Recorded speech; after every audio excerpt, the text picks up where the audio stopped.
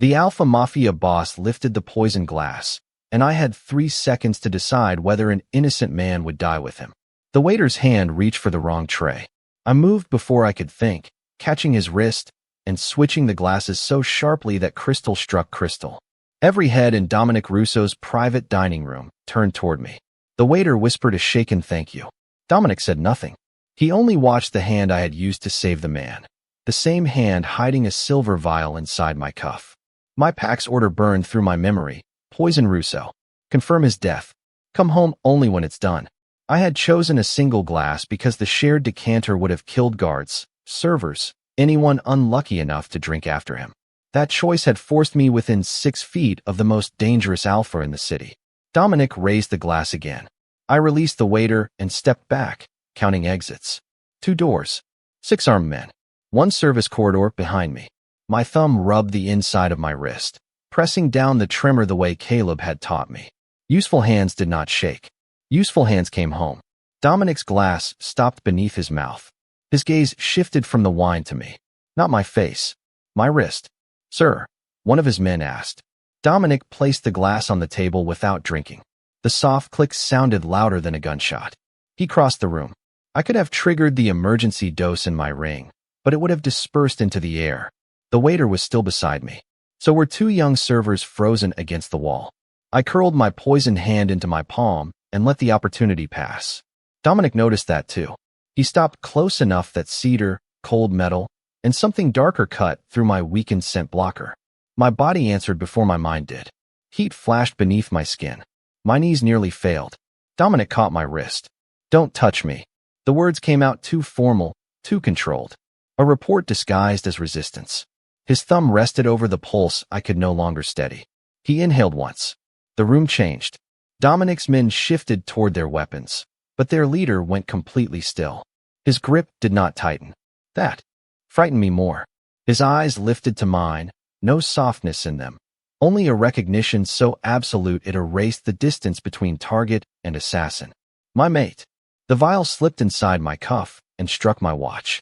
A tiny metallic sound. One of Dominic's guards heard it. He tore my arm free, twisted it behind my back, and forced me against the table. The vial rolled across the polished wood. Silver. Unmarked. Real. Poison, the guard said. Weapons cleared holsters. Dominic had spent years making one rule famous. Anyone who crossed his security died before they could try twice. By stopping them, he would look compromised in front of the people whose obedience kept his organization alive. He looked at the vial, then at the untouched glass. His own goal was written in the room around us. Identify the attack, protect his command, find whoever had breached his territory. I was only one piece of that threat. On your knees, the guard ordered. I stayed standing until a blow behind my leg forced me down. My first thought was not that I was going to die. It was that Caleb would hear I had failed. The pack door would remain closed.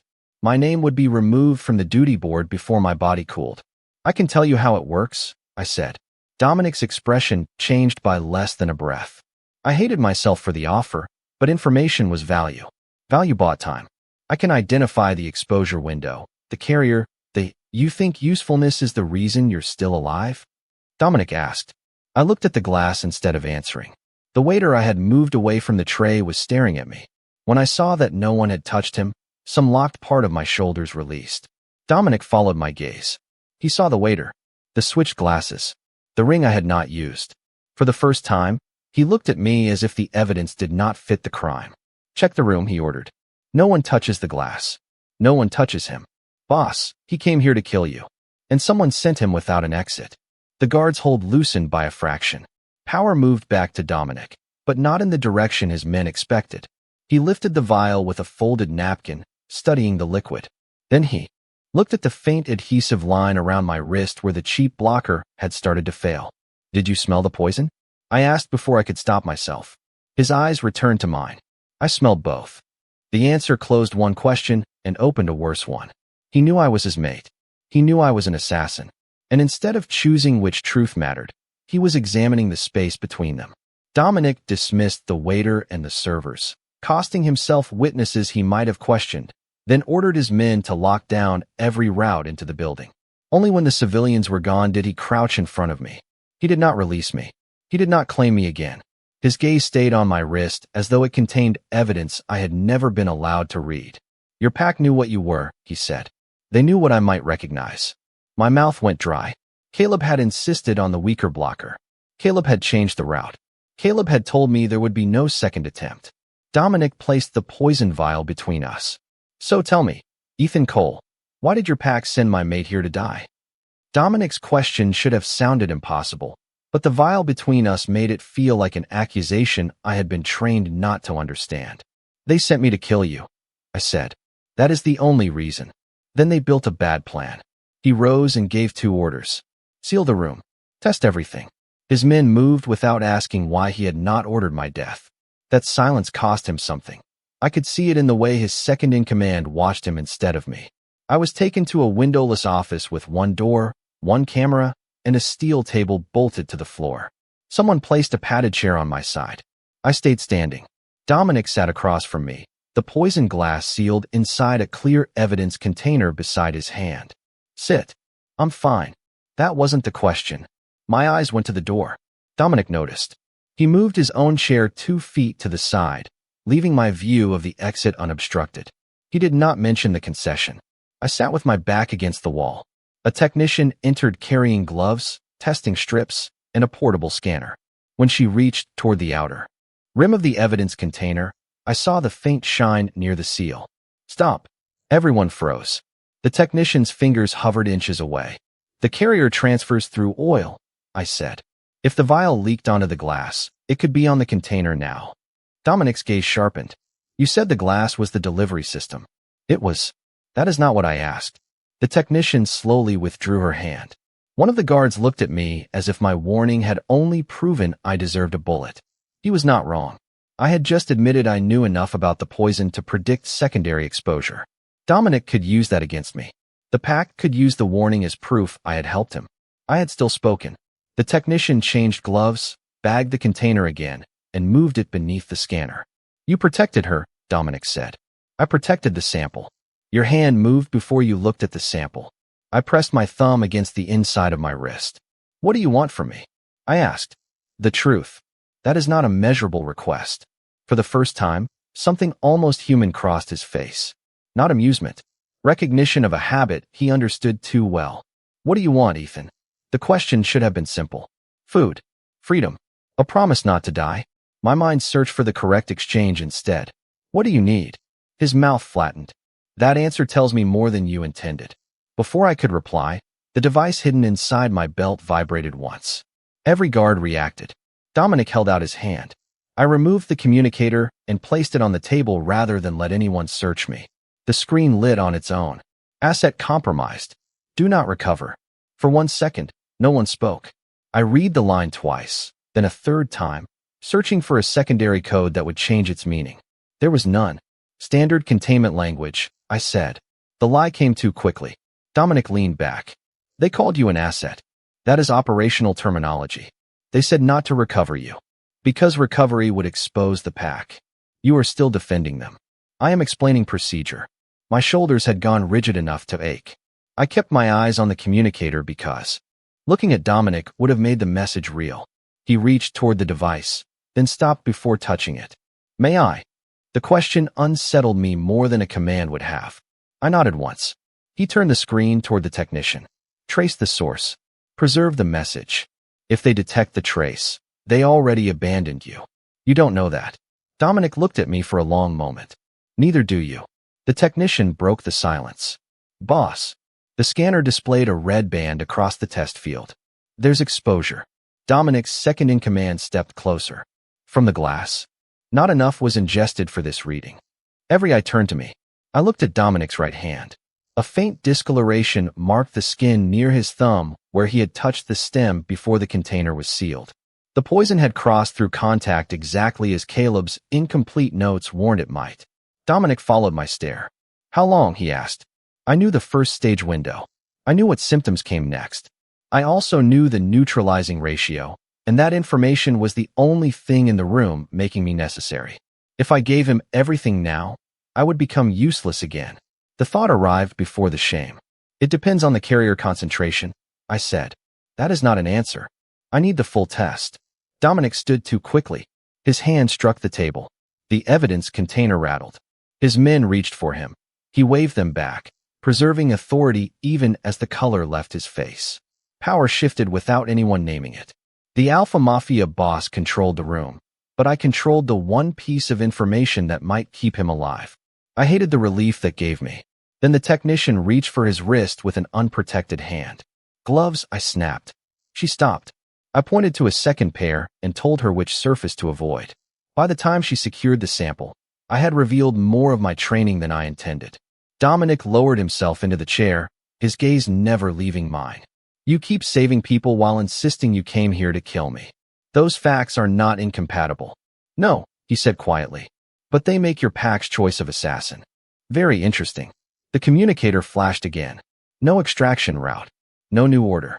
Only the same line, now locked against reply. Dominic placed his marked hand beside the sealed vial. You can keep whatever secret makes you feel necessary, he said. For now. His voice remained steady, but his fingers had begun to tremble against the steel. Then tell me this much, Ethan. Did your pack send you here, knowing the poison might kill me before you could control it? Or knowing it would leave you as the only person who could keep me alive? Dominic's fingers stopped trembling just long enough for him to reach toward the sealed vial, and I knew that if I let him touch it again, the secret I was protecting might become the reason he died. Don't. I caught his wrist before he reached the container. Every weapon in the room shifted toward me. Dominic's second-in-command moved first, but Dominic raised his free hand. Stand down. His voice remained level. The pulse beneath my fingers did not. It struck too fast, paused, then returned with a rhythm Caleb's notes had described in a single line. Secondary uptake begins with vascular disruption. The notes had also contained a stabilizing ratio. Not a cure. Enough to buy time. I released Dominic and stepped back. He needs activated charcoal, saline, and calcium gluconate. The technician stared at me. Those won't neutralize an oil-based carrier. They aren't supposed to. They slow what comes next. Dominic's gaze held mine. And what comes next? I looked at the guards instead. Loss of motor control. Cardiac instability. Respiratory failure. His second-in-command seized the front of my jacket. You knew this. I knew what the standard compound did. Standard? Dominic asked. The single word cut through the room. I had already said too much. If the pack was monitoring the communicator, helping him would close the last door home. If I remained useful but not cooperative, Dominic might keep me alive. Information was leverage. Leverage was safety. I had learned that before I learned how to identify poison by smell. Run the full panel, I said. We need the carrier concentration. Dominic's knees struck the edge of the chair. He caught himself before anyone could support him, but the effort cost him. The room noticed. Men who had obeyed without hesitation began looking at one another, measuring what his weakness might mean. Dominic saw that too. His goal had never been only survival. He had to remain the man holding the room together while someone tried to dismantle him from inside his own blood. Everyone except Mara and Ethan leaves, he ordered. His second-in-command did not move. Boss, if I collapse, you secure the building.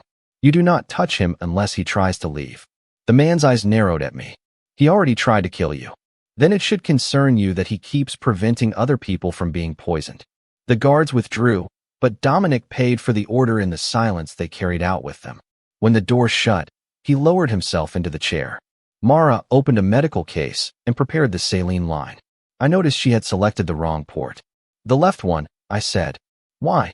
The coating on the right reacts with the carrier. She hesitated. Dominic did not. Use the left. She changed it without argument. That small act shifted something between us. He had trusted my instruction in front of someone whose trust he could not afford to lose. I should have answered with the truth. Instead, I watched Mara begin the infusion and kept the ratio locked behind my teeth. Dominic's breathing grew shallower. How much are you withholding? He asked. Enough to know we need the test. That was not my question. You need evidence, not guesses. You need me to keep needing you. The accuracy of it landed harder than an accusation. My thumb found the inside of my wrist. Dominic followed the movement. If I know everything, he continued, you think I stop having a reason to protect you. Protection is not what this is. No, right now, it is leverage on both sides. His hand slipped from the armrest. Mara caught it and looked at the monitor. His pressure is dropping. The display began sounding a warning. Dominic tried to stand. His legs failed. I reached him before he hit the floor, taking his weight against my shoulder. For one disorienting second, the most feared alpha in the city depended entirely on the man sent to murder him. His scent sharpened around me, not seductive now, but stripped raw by pain and chemical heat. My body answered the bond. I ignored it. This was not about fate. It was about the fact that I knew how to stop a death and was choosing not to because being necessary felt safer than being honest. "Ethan," Dominic said near my ear. His voice had lost none of its command, but the space between his words had widened. "Decide." Caleb's final instruction returned in a flash. "If you are compromised, protect the operation before yourself." There had never been a line about protecting me. There had only been the assumption that I would continue obeying after obedience stopped making sense. Mara reached for an emergency injector. "That will accelerate it," I said. "Then tell me what won't." I looked at Dominic's hand hanging open beside mine. He had every reason to force the answer from me, yet he had ordered everyone else out. He had given me a choice while his own heart faltered. I hated that it mattered. 2 parts calcium gluconate, I said. 1 part lipid emulsion. Administer slowly through the left port. If his pulse drops below 40, stop and restart at half speed. Mara moved immediately. Dominic's eyes remained on me. "You had that answer before the test." "Yes." The word cost more than the formula. It stripped away the last lie I could hide behind. "Why give it now?" he asked. I steadied the line while Mara prepared the mixture. My hand shook badly enough that the connector clicked against the port. I pressed my palm flat to the table until the tremor eased. "Because you are not the only person who becomes collateral if you die." It was true. It was also not the whole truth. Dominic knew it. He did not expose me. The mixture entered his bloodstream. The monitor continued its warning for 6 long beats. Then the rhythm began to stabilize. Mara released a breath and checked the pressure again. "It's working." Dominic's shoulders lowered by a fraction. Mine did not. I had saved him, but I had also proven I had concealed information while his condition worsened. Whatever trust my warnings had earned was now damaged by the reason I had held back. Dominic looked at the 4 line, then at me. "You chose to keep me alive. I chose to stop the poison. Those facts are becoming harder for you to separate." Mara's scanner chimed. She studied the new analysis, frowned, and re-ran it. "This ratio should have neutralized more of the compound." I turned toward the display.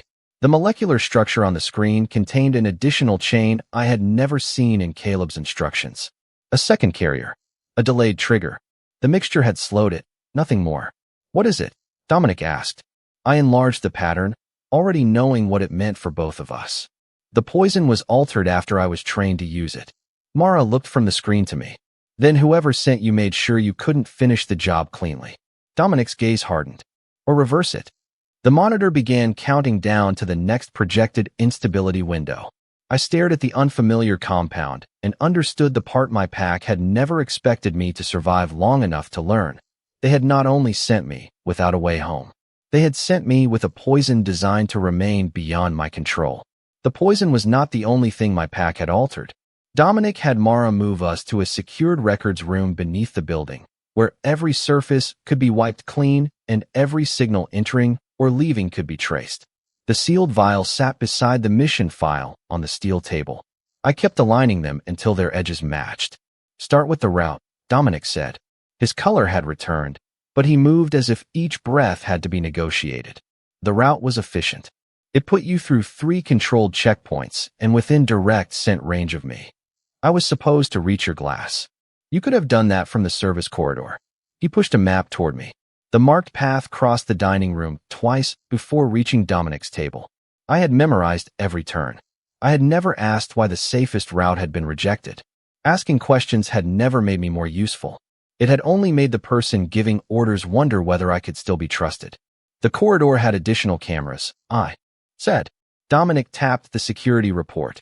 2. Both disabled before you entered. The first explanation I had reached for collapsed. I straightened the map instead. Mara placed my scent blocker beneath a scanner. "This compound is wrong," she said. "Wrong how?" "It suppresses the first release, then breaks down under body heat. After 20 minutes, it would make his natural scent easier to isolate." Dominic looked at me, not the scanner. How long were you ordered to remain in the room before approaching me? 23 minutes. The answer left a silence I could not organize. I turned the blocker over in my fingers. Caleb had fastened it around my wrist himself. He had said the weaker burn meant the formula was cleaner. I had thanked him. Dominic reached toward the device, then stopped with his hand open between us. May I? I placed the blocker on the table instead of in his palm. It was not trust, but it was not refusal. He accepted the distance. There should be an extraction file, I said. Separate encryption. Only visible after the target is confirmed dead. Open it. My hand hovered above the mission terminal. The access code belonged to me. Using it outside pack territory would alert whoever had issued the order. Dominic could force the code from me, or Mara could dismantle the device and risk destroying the data. Neither of them moved. Once I enter it, they'll know I'm cooperating. I know. You may not have time to move this location before they respond. I know that too. He was offering facts instead of promises. I hated that the distinction mattered. If the extraction file existed, I could still believe the operation had included a way home. If it did not, the question Dominic had asked in the dining room would stop being provocation. I entered the code. The terminal accepted my identity, opened the operational tree, and sent a silent confirmation pulse toward the pack network. A countdown appeared in the corner of the screen. Trace response pending. We have 6 minutes before they know where the access came from, Mara said. Dominic ordered his people to begin relocating the evidence archive. He did not order me restrained. That choice divided his attention when he could least afford it. His organization was already watching for weakness, and he was spending resources on information I might still use against him. The extraction directory opened. It was empty. I searched under alternate names, emergency contingencies, asset recovery. Nothing. It could be stored offline, I said. There would be a reference number. The reference may have been removed. Then there would be a deletion mark. Dominic did not contradict me again. He let me exhaust every explanation myself. At the bottom of the mission tree, I found a capture protocol with 12 pages of instructions. What to say if questioned. Which details to reveal. How long to resist before naming a false supplier. The plan for my failure was more detailed than the plan for my success. Someone was supposed to. The rest of the sentence would not come. No handler. No driver. No location where I would be collected after Dominic died. I had spent years learning how to leave no trace, and the pack had built an operation that left me behind as the only evidence. Dominic shifted his chair away from the main exit, giving me the clearest path to the door. He did it without looking at me. The small courtesy struck deeper than comfort would have. I opened the authentication layer before I could change my mind. This code identifies the person who approved the route and blocker. Mara looked over my shoulder. Once we copy it, there is no plausible denial. I knew. Caleb had once told me loyalty was proven by what a person protected when protection became costly. I had believed he meant the pack. My fingers rested over the final command. Dominic said nothing. He would not make the choice easier by turning it into an order. I authorized the copy. The terminal chimed. A line of encrypted text unfolded, carrying Caleb Mercer's command signature. The cost arrived immediately. The network countdown vanished and was replaced by access breach confirmed. My pack knew. Whatever door had remained open behind me had just closed. Mara began transferring the files. Dominic studied the mission sequence. Your scent blocker. The route. The delay before the glass. None of it improved your chance of killing me. It improved access. It improved recognition. A damaged field flickered beneath the command signature. Most of the text had been erased, but one word remained: recognition. My first instinct was to call it coincidence. Instead, I forced myself to look at the evidence without arranging it into something less painful. Restore the deleted field, I said. Mara started the recovery process. Dominic's hand rested near mine on the table, close enough that I could have moved toward it. I did not. He did not close the distance. The screen rebuilt the missing line one fragment at a time. Subject, Ethan Cole. Sent compatibility tested. Recognition probability. The final number loaded in red. Hi. Dominic read it once. I read it until the letters stopped looking like language. The pack had not merely accepted the risk that he might recognize me. Someone had measured it, planned around it, and sent me anyway. The file did not say I might die. It said my death had already been approved. Mara restored the next layer, and a document opened beneath my name. A casualty announcement written 36 hours before I entered Dominic's dining room. Ethan Cole, loyal pack operative, abducted and murdered by Dominic Russo after a failed diplomatic approach. There was even a line about my years of service. Caleb had written me a noble ending before sending me to commit a murder. I checked the timestamp twice. Then a third time. It could be a contingency statement, I said. Dominic did not answer. He had stopped calling me his mate after the recognition file appeared. Now he used my name as if it were the only thing in the room no one had the right to rewrite. Open the attached projections, Ethan. My hand remained over the terminal. The poison vial sat beside it, slightly out of line with the edge of the table. I saw the crooked angle and did not fix it. Mara opened the projections for me. 3 outcomes filled the screen. Target deceased, strategically usable. Operative killed during attempt, strategically usable. Operative claimed or detained by target, strategically usable. There was no fourth outcome. No extraction. No recovery. No version in which I returned. The room seemed to narrow around the words. They expected you to react, I said to Dominic. If you killed me, they had a martyr. If you kept me, they had proof you took a pack member by force. If the poison killed you, they got a weakened organization and a reason to move against it. His voice stayed even, but one hand pressed flat against the table as another wave of the toxin passed through him. He could have hidden it from anyone else. He did not hide it from me. That should not have mattered while I was looking at my own death notice. It did. Mara brought up the original approval chain. Most names had been routed through command offices, but one authorization sat above the others. Caleb Mercer. I knew the code before the system translated it. Caleb had signed my first field assignment. He had taught me to count my breaths before entering a room. He had once told me that a pack survived because everyone accepted that no single life outweighed the whole. I had never asked who decided which life became expendable. There must have been another reason, I said. For testing the compatibility? Dominic asked. For preparing the announcement. What reason would make this acceptable? You don't understand how the pack works. Then explain it. I opened my mouth. Nothing came. The sentence I had used for years, Caleb protects the pack, would not fit beside the document he had written. My hand moved toward the vial, as if putting it straight could make the evidence orderly. I stopped before touching it. How many people would die if they used this as justification? I asked. Dominic looked at the casualty projection rather than me. Enough to make the lie useful. The answer changed the shape of my grief. Caleb had not only spent my life. He had planned to spend every death that followed. Mara found a sealed communications branch. This needs command identification, she said. The code you gave us confirms the system, but not the issuing person's voice print. Dominic could have ordered me to provide it. His people were already moving evidence and preparing for an attack. His authority was thinning with every minute he protected the man sent to kill him. Instead, he waited. The choice remained mine, which made it harder than an order would have. If I authenticated Caleb, I would not merely be admitting he had betrayed me. I would become the one betraying him in return. My pack had taught me that loyalty meant protecting the structure even when one person failed. My thumb pressed against the inside of my wrist until the skin hurt. The issuing officer is Caleb Mercer, I said. Mara entered the name. Authorization. I gave her the private phrase Caleb required for direct orders. The system accepted it. A recording unlocked. Caleb's voice filled the room, calm and familiar. If recognition occurs, do not interfere. Russo's response will determine which narrative we activate. My knees nearly gave way, but I caught the edge of the table. Dominic moved one step toward me, then stopped when I covered my wrist with my sleeve. He did not reach again. He knew, I said. The words sounded smaller than the evidence. He knew what you might call me. Dominic's gaze held mine. He knew what I might do.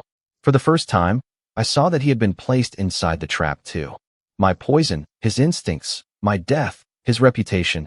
Caleb had arranged each of us as a predictable reaction. Dominic could no longer treat me as only the assassin who entered his territory.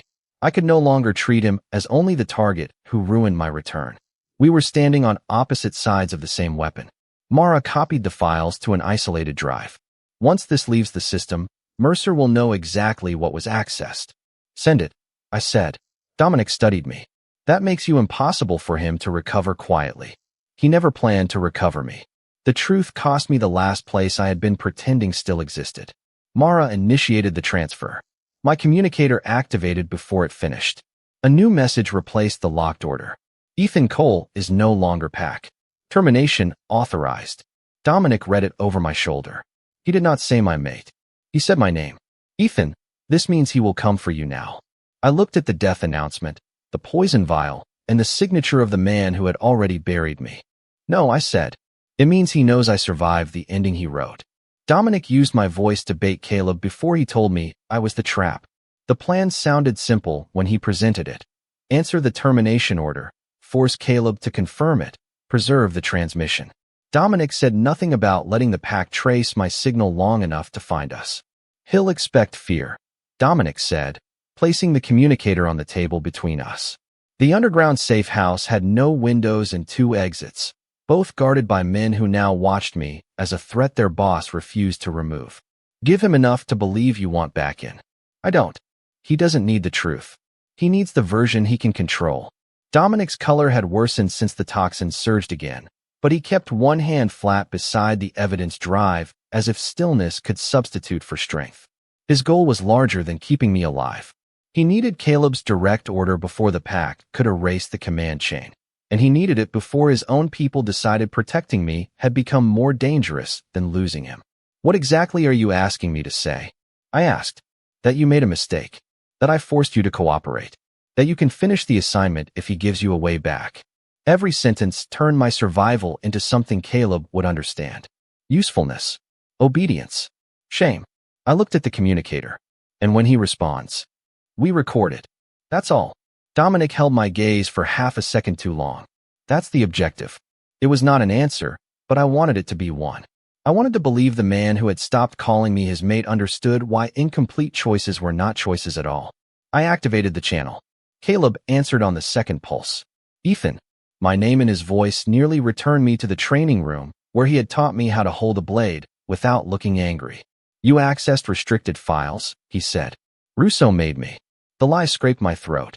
Across the table, Dominic gave no reaction. Then prove you remain useful, Caleb said. Complete the assignment. I let the silence stretch as Dominic had instructed. You terminated me. Status can be corrected. The announcement was written before I left. Another pause. Smaller this time. Some losses must be prepared for. Dominic's fingers moved once against the table. A signal to continue. Was I always the loss? I asked. That question was not part of the script. Caleb exhaled through his nose. You were given a duty greater than yourself. The word struck with the familiarity of an old bruise. I saw the death notice again. My years of service reduced to a paragraph he could use after I was gone. And if Russo recognized me, then his response became evidence. Dominic's second-in-command looked toward the recorder. We had it. The direct admission. Dominic should have ended the call. Instead, he slid a second device toward Mara and gave her a small nod. A progress bar appeared on her screen. Trace hold, 043. My skin went cold. What is that? I asked. Dominic did not answer quickly enough.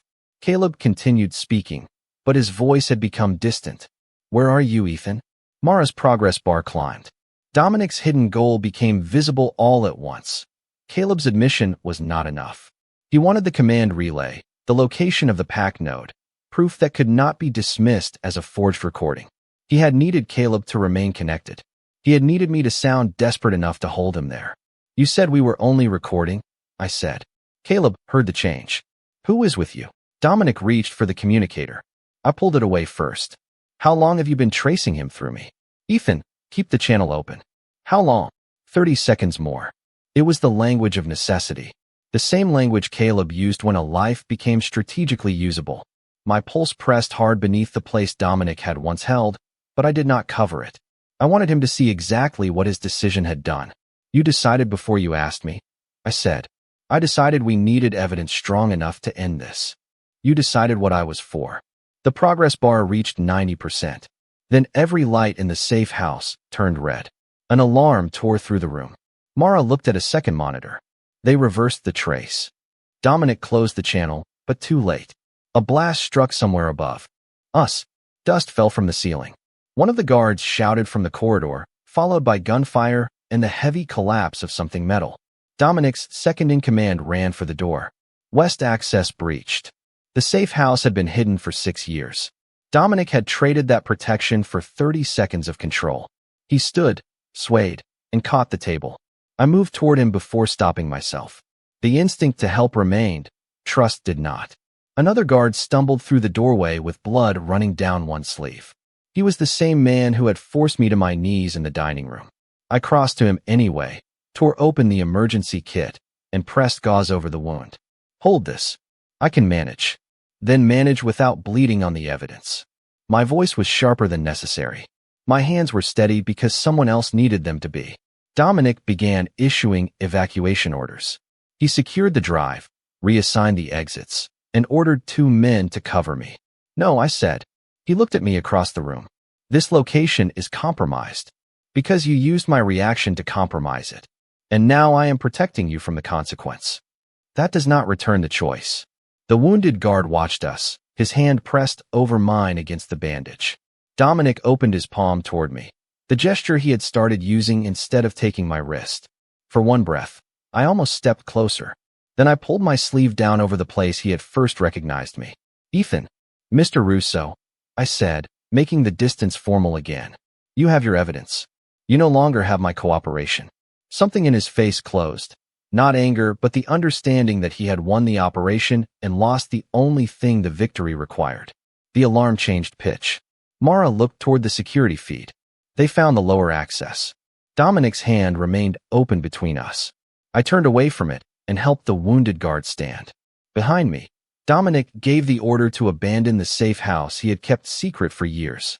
Ahead of us, the only exit left led into territory Caleb now knew how to reach, and I no longer trusted the man deciding where we would go next. Dominic gave me the freedom. To leave at the exact moment keeping me might have saved his life. We escaped the ruined safe house through a maintenance tunnel while gunfire followed us beneath the city. By the time we reached the secondary garage, Dominic's steps had shortened and one hand stayed pressed against his ribs. He still issued orders without repeating himself. Move the evidence. Split the vehicles. Burn the compromised routes. No one questioned him until Mara checked the monitor strapped beneath his sleeve. The stabilizer is failing. Dominic pulled the cuff back into place. How long? Maybe 2 hours before the next collapse. Less if you keep moving. His second-in-command looked at me. The accusation was immediate. I knew the poison. I had hidden part of the formula once. In his place, I would not have trusted me either. There may be another way to slow it, I said. Dominic's gaze found mine across the concrete bay. Maybe. I need the original data and time. You have both. He placed a black evidence drive on the hood of the nearest car. Beside it, he set my communicator, Caleb's death announcement, the sealed poison vial, and a metal keycard. What is this? I asked. Access to the east vehicle. The route is clear for 17 minutes. For us. For you. The garage seemed to contract around that word. His men stopped pretending not to listen. You're moving me somewhere else. No, Dominic handed his second-in-command a signed order. No one follows Ethan. No one blocks him. No tracker goes on the car or the evidence. The man stared at the paper. Boss, he has every file we recovered. I know. He can take them back to Mercer. I know that too. Dominic's voice remained level, but his fingers had lost their precision. They rested against the hood as if the metal were the only reason he was standing. I looked at the keycard. You think letting me walk away fixes what you did? No, then what is this? The choice I should have given you before I used your voice. He did not say sorry. The absence of the word made the action harder to dismiss. I picked up the communicator and opened its casing. No beacon. I scanned the keycard. No secondary authorization. I checked the evidence drive for remote access, then checked it again because trusting the first result felt reckless. Dominic waded through all of it. You could have altered the scan, I said. Yes. You could have someone waiting beyond the garage. Yes. You could order them not to identify themselves. I could. Then how am I supposed to know? His eyes stayed on me. You leave. The answer struck somewhere deeper than reassurance. He was not asking me to believe him before testing the truth. He was accepting that the test might cost him everything. Mara approached with a medical case. Dominic, we need Ethan's help. He knows. If he goes, he still goes if he chooses. His second-in-command looked away first. Dominic was surrendering more than control over me. He was showing his people that the man who had poisoned him could leave carrying evidence capable of weakening his organization. Authority had always been his armor. He was removing it in public. I reached for the drive, then stopped. You're hiding how bad it is. Mara's silence answered before he did. Dominic adjusted his cuff. My condition is not a chain. It is information. And now you have it. That was the first emotional turn. Anger lost some of its certainty. He had still violated my agency. He had still exposed the safe house. But he was no longer deciding which truths I could bear. Take the medical files too, he said. Mara placed another drive beside the first. Everything we know about the compound, Dominic continued, including what could be used against me. Why? Because if the answer exists, you should decide what to do with it. I almost told him I could stay until he stabilized. The offer formed in the familiar shape of usefulness. Let me work. Let me earn the right not to be discarded. I swallowed it before it became speech. If I leave, your people may remove you from command. Possibly. Caleb may attack again. Probably. You could die. Dominic's open hand rested on the hood between us. He did not extend it. That is not permission to keep you. Something inside me shifted again. Being released had always meant being unwanted. Dominic was making it cost him. Enough that I could no longer confuse the two so easily. I took the drives, the vial, and the death announcement. I left the blanket Mara had placed beside them. Carrying comfort felt too much like accepting a debt. At the car, I checked the wheel wells, the mirrors, the undercarriage. No tracker. No escort. No hidden driver.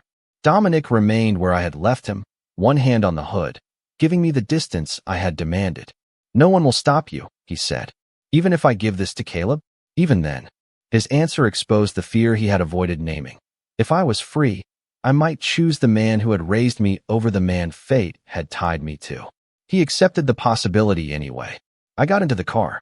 The engine started. No security lock engaged. The garage door lifted onto an empty road. I drove through it without looking back until the building disappeared behind concrete and rain. Only then did I pull over. My hand stayed on the wheel. No orders came through the speakers. No one appeared in the mirror. For the first time, no one was deciding what happened next. The silence was not relief. It was responsibility. My communicator lit in the passenger seat. Caleb had sent coordinates and one final message. Finish Russo, and you may come home. I looked at the poison vial beside the evidence drive, then at the open road behind me. Dominic had given me freedom while dying. Caleb was offering belonging in exchange for obedience. This time, whichever door I chose would be mine. Caleb had promised me a way home, but the coordinates led to the room where he had first taught me that obedience was the same thing as survival. The old training hall was empty except for him, 3 armed guards, and the pack insignia carved above the door. My death announcement rested on the table beside his hand. You brought the poison, Caleb said. I placed the silver vial down without releasing the evidence drive hidden inside my coat. You said I could come back. Finish Russo, and your status will be restored. He spoke as if belonging were a switch he had the right to turn off and on. My communicator showed 26 minutes before Dominic's projected cardiac collapse. Mara had sent the latest blood data while I drove. The altered compound could be stopped, but only with the binding reagent used during its manufacture. Caleb had access to it. Dominic did not. I need the original synthesis record, I said, to make sure the final dose works. Caleb studied me, searching for the operative he had trained. I let him find the posture, the lowered eyes, the hands held still at my sides. Useful hands did not shake. Russo released you? He thought I would choose him. And did you? The answer existed beneath my ribs, but I would not give Caleb anything he could rename as weakness. He is dying. That was always one acceptable outcome. The first emotional turn came quietly. Until that moment, some part of me had still expected him to pretend the death notice was a contingency, the weak blocker an error, the missing extraction a necessity. Instead, he looked at me as if my life and Dominic's had always been numbers in the same column. You altered the poison after training me, I said. We removed your ability to reverse the operation. Because you did not trust me? Because attachment makes people unreliable. His gaze dropped to my wrist. Recognition made you exactly that. One guard opened a secure case. Inside were sealed ampoules marked with the same batch code hidden in Dominic's blood analysis. The reagent. I took one step toward it. A weapon rose. Caleb smiled without warmth. First, prove you still understand duty.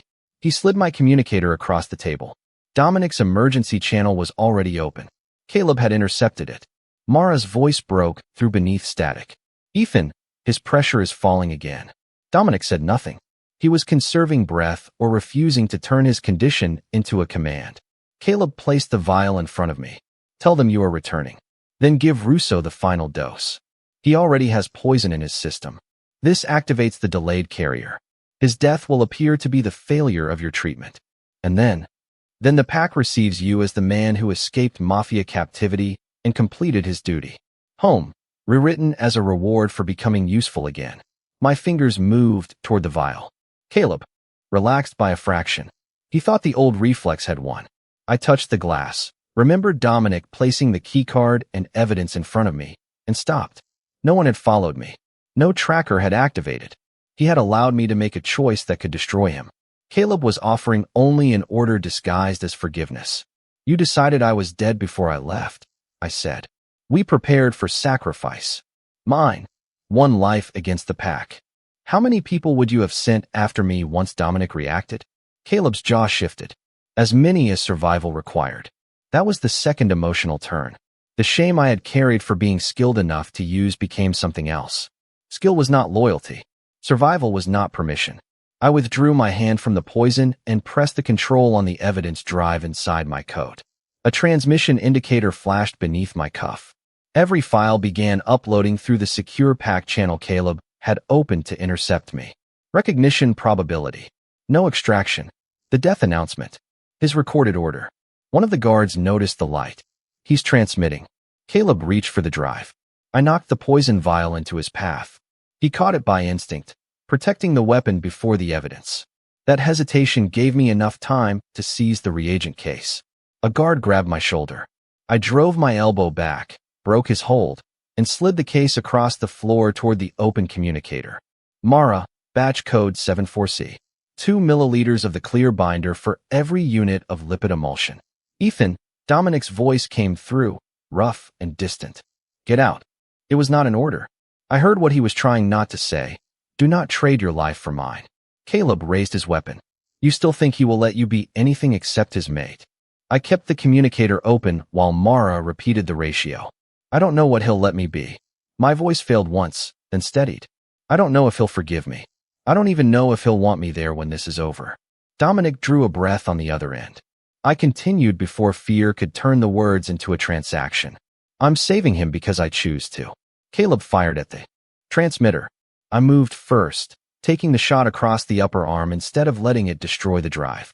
Pain tore through my shoulder, but the upload reached 100%. Every active pack terminal received the files. The guards' communicators began sounding one after another. Caleb looked toward them, and, for the first time, no one looked to him for permission before opening the evidence. You belong to this pack, he said. The word we had disappeared. Only possession remained. No, I said. You needed me to believe that. I kicked the reagent case through the doorway, where one of Dominic's men, sent only after Mara received my location, not before, secured it without entering the confrontation. Dominic had kept his promise. He had not followed me. He had responded only after I chose to call. Caleb turned his weapon toward the door. I stepped between him and the case. Necessary loss? I asked. His finger tightened. 2 of his own guards lowered their weapons instead. The files on their screens had my death date, written before the mission. Caleb's authority did not vanish in a dramatic instant. It fractured in the silence of people who finally understood what obedience might cost them. I picked up the silver vial with my uninjured hand and sealed it inside the evidence bag I had carried from Dominic's safe house. I would not destroy it to pretend I had never brought it. I would not use it to earn my way back. Through the communicator, Mara said the reagent was working. Dominic's pulse was climbing out of the critical range.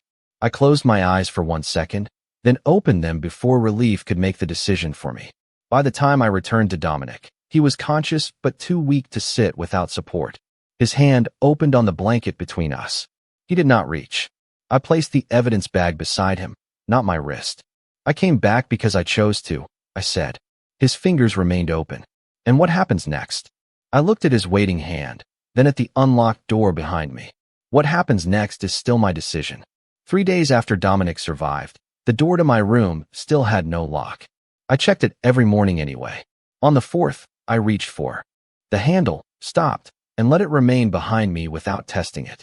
The movement was small enough that no one saw. It mattered more than the armed guards who no longer followed me through the house. Caleb's command network had fractured after the files reached every active pack terminal. Some members surrendered records. Others disappeared. Dominic refused to call me proof of victory, refused to release images of me beside him, and rejected every statement describing me as a rescued pack asset. Ethan Cole acted under coercion and then exposed it, was all he allowed his organization to say. The distinction cost him. Men who had accepted his mercy as strategy began calling it weakness. His second-in-command stopped outside the medical room while Mara changed Dominic's dressings. "They want certainty," he said. "About the pack. About him." His glance landed on me. Dominic did not look away from the report in his hand. "Ethan is not a territory we acquired." The room went still. "He is your mate," the man said. "That is not the same as belonging to me." Dominic signed an order returning the original evidence drive to my possession. His hand remained steady, though the poison had left a tremor in 2 fingers when he was tired. "If anyone has a problem with that," he added, "they may bring it to me without using Ethan's name as an argument." His second-in-command left with less certainty than he had entered. Dominic had protected my agency in public and weakened his image of absolute control to do it. I should have known what to say. Instead, I picked up the drive and examined its casing as if it required repair. "There are other names in these files," I said.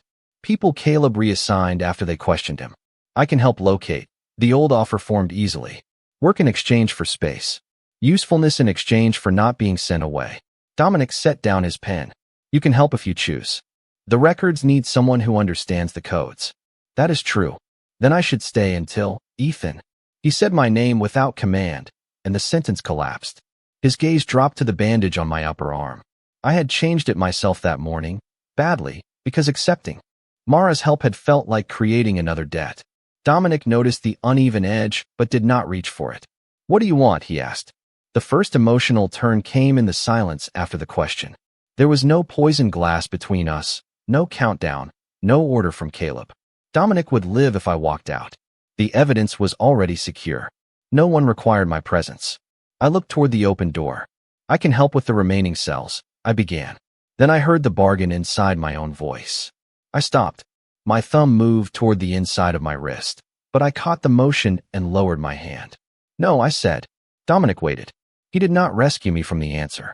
"I want to stay." The words left nothing useful behind them. No service, no mission, no promise that I would never change my mind. My face burned more fiercely than the gunshot wound.